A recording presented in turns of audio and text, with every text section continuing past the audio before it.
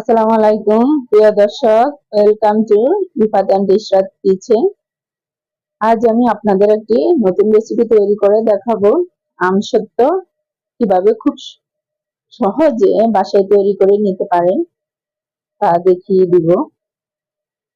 প্রথমে আমি এখানে 4টা আম নিয়েছি, বড় সাইজের 4টা আম। এখানে কাঁচা আম ব্যবহার করব, আপনারা পাকা আম দিয়ে করতে পারবেন। আমি আমগুলো একটু ছিলে নিব। এভাবে 4টা আমের আমি খোসা ছাড়িয়ে নিয়েছি।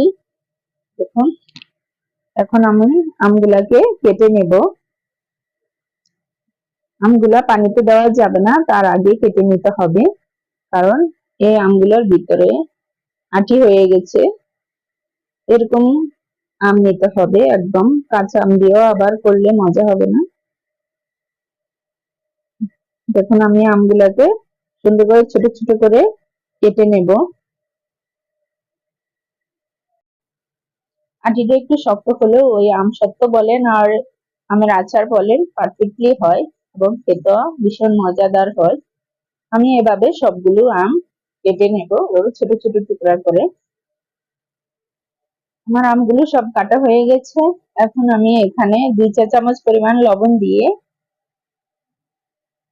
বেশি করে পানি দিয়ে আমি ভিজিয়ে রাখবো 20 মিনিটের জন্য। তাহলে আমের কষ এবং আমের টক অনেকটা চলে যায়।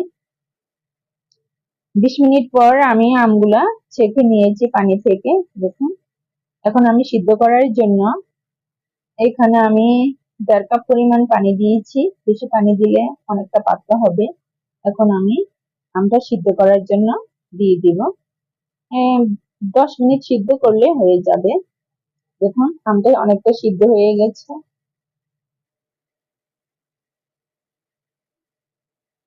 এভাবে আপনারা দেখবেন, চেক করে আম সিদ্ধ হয়েছে কিনা। আমটা একদম সিদ্ধ হয়ে গেছে। এখন আমি একটি ডাল ঘুটনি দিয়ে এভাবে আমের টুকরাগুলো ভেঙে দেব। খুব সহজে আমটা তাহলে ছেঁকে নেওয়া যাবে। এভাবে ডাল ঘুটনি দিয়ে ভালো করে ঘুটে নিচ্ছি। এখন আমি চুলা থেকে নামিয়ে নিব। এখন আমি একটা বলে এভাবে বড় একটা ছাঁকনি নিয়েছি।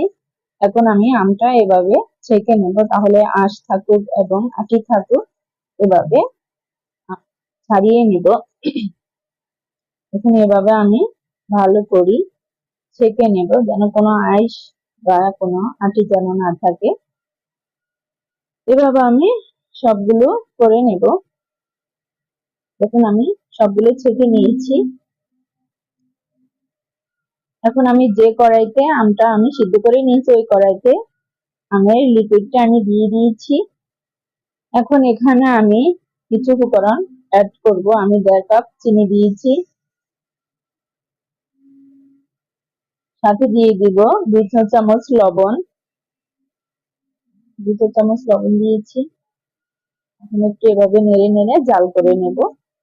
এখানে আমি 1 চা চামচ পরিমাণ চিলি ফ্লেক্স দিয়েছি। আপনারা যদি জাল খেতে চান তাহলে দিতে পারেন, তাহলে নাও দিতে পারেন, আপনাদের পছন্দ অনুযায়ী।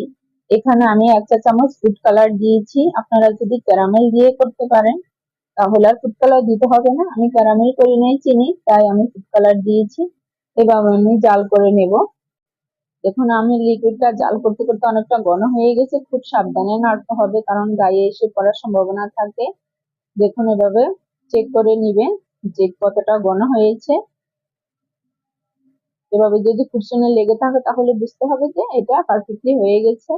আমার আমসত্ত্বটা হয়ে গেছে, আমি নামিয়ে নেব। এখানে আমি একটি স্টিলের থালা নিয়েছি, এতে কিছু সরিষার তেল দিয়ে এভাবে ব্রাশ করে নেব। এখন আমি জাল করা আমসত্ত্বর লিকুইডটা এখানে থালাতে দিয়ে দেব। এখানে কিছু দিয়েছি, আমি অন্য থালাতে কিছু দিব, দিয়ে আমি এভাবে রোদে শুকাবো। এভাবে একটু ট্যাপ ট্যাপ করে দিলে চারিদিকে ছড়িয়ে যাবে। এখন আমি রোদে শুকাতে দেব। আমি রোদে শুকাতে দিয়েছি, অনেকটা আমার শুকিয়ে গেছে। এক সাইড শুকিয়ে গেলে অপর পিঠ উল্টে ভালো করে শুকিয়ে নেবেন। দেখুন, একদম পারফেক্টলি শুকিয়ে গেছে। আপনারা চাইলে বাসায় ফ্যানে শুকিয়ে নিতে পারেন, তো রোদে শুকালে খুব ভালো হয়। আমি রোদে শুকিয়ে নিয়েছি এবং কেটে আপনাদের দেখাবো। দেখুন, আমি কেটে নিয়েছি, কেটে রোলের মতো করে নিয়েছি। একদম পারফেক্টলি শুকিয়ে গেছে। আমি রোদে 2-3 ঘন্টা শুকিয়ে নিয়েছি। 1 ঘন্টা পর অপর পিঠ উল্টে দিলে একদম পারফেক্টলি শুকিয়ে যায়। এভাবে আপনারা সবসময় আমসত্ত্ব তৈরি করে নিতে পারেন। আর আমি কিছু আমসত্ত্ব এভাবে স্কোয়ার শেপে কেটে নিয়েছি, বাচ্চারা তাহলে খুব পছন্দ করবে। আপনারা আপনাদের পছন্দ অনুযায়ী কেটে নিতে পারেন। দেখুন আমসত্ত্বগুলো কতটা সুন্দর এবং কতটা মজাদার হয়েছে, দেখে লোভনীয় লাগছে। আপনারা এভাবে বাসায় খুব সহজে বানিয়ে নিতে পারেন। আর আমার রেসিপিটি যদি আপনাদের কাছে ভালো লেগে থাকে তাহলে লাইক কমেন্ট করে এবং সাবস্ক্রাইব করে পাশে থাকবেন। আল্লাহ হাফেজ।